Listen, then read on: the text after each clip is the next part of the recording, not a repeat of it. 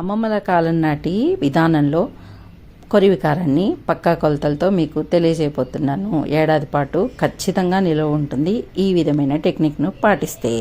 పండుమిరపకాయలను అయితే ముందుగా బాగా రాళ్ళ ఉప్పేసి కడిగి ఒక రోజంతా ఎండలో ఎండనివ్వండి. తర్వాత వాటికి ఉన్న తోడాలు, వాటిలో బాగలేని మిరపకాయలని అన్నీ తీసి పక్కకు పెట్టి వాటిని చిన్న చిన్న ముక్కలుగా కట్ చేసి కేజీ మిరపపళ్ళకి 200 గ్రాముల చింతపండుని 200 గ్రాముల రాళ్ల ఉప్పుని కూడా తయారు చేసి పెట్టుకొని చింతపండులో ఈనెలు గింజలు కూడా తీసి ఈ పండు మిరపకాయల ముక్కలు, తొక్కలు తీసిన చింతపండు, రాళ్ల ఉప్పు అన్నిటినీ కూడా మళ్ళీ 3-4 గంటలు ఎండనిచ్చి చింతపండుని ఈ విధంగా మెత్తగా మిక్సీ చేసి బాండీ పెట్టి 2 చెంచాలు ఆవాలు స్టవ్ పై సిమ్లో మగ్గనిచ్చేసి కాస్త వేగిన తర్వాత ఇలా చిట్టుపెట్టలాడుతూ వేగగానే వాటిని ఒక ప్లేట్లోకి తీసుకొని మెంతులు కూడా 1 చెంచా వేసి వాటిని కూడా ఈ విధంగా బ్రౌన్గా వచ్చేలాగా వేగనిచ్చి కమ్మటి వాసన వచ్చేటప్పుడు తీసి ప్లేట్లో పెట్టుకొని చల్లారిన తర్వాత జార్లో వేసి బరగ్గా పొడి పట్టుకొని పక్కకు పెట్టుకొని చింతపండు వేసిన మిక్సీ జార్లోనే పండుమిరపకాయ ముక్కల్ని కాస్త వేస్తూ కాస్త రాళ్ళ ఉప్పు, కాస్త చింతపండు, కాస్త ఆవాలు మెంతులు కలిసి బరగ్గా పెట్టిన పొడిని 1 చెంచా పసుపుని కూడా వేసి కొంచెంగా పండుమిరపకాయల మిశ్రమాన్ని ఈ విధంగా మెత్తగా మిక్సీ చేసుకొని అంతా కలిపి ముందుగా ఏదైనా ఒక పెద్ద బౌల్లోకి తీసుకొని దాన్నంతా బాగా మనం చేతితో తిరిగి కలపాలి.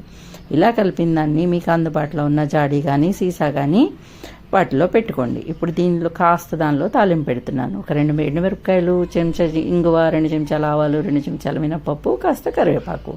స్టవ్ పై బాండీ పెట్టి ఊరగాయల తాలింపుకి శనగపిండి కానీ ఆవపిండి కానీ బాగుంటుంది. నేనైతే శనగపిండి వాడాను.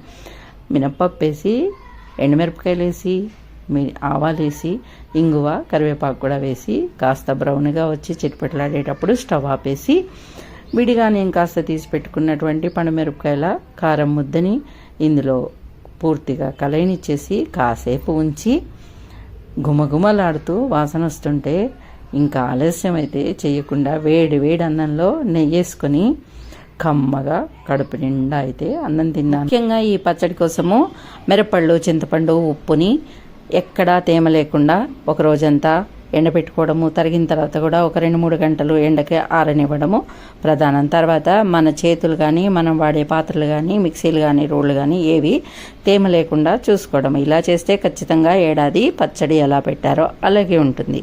నచ్చితే లైక్ చేయండి, సబ్స్క్రైబ్ చేయండి ప్లీజ్.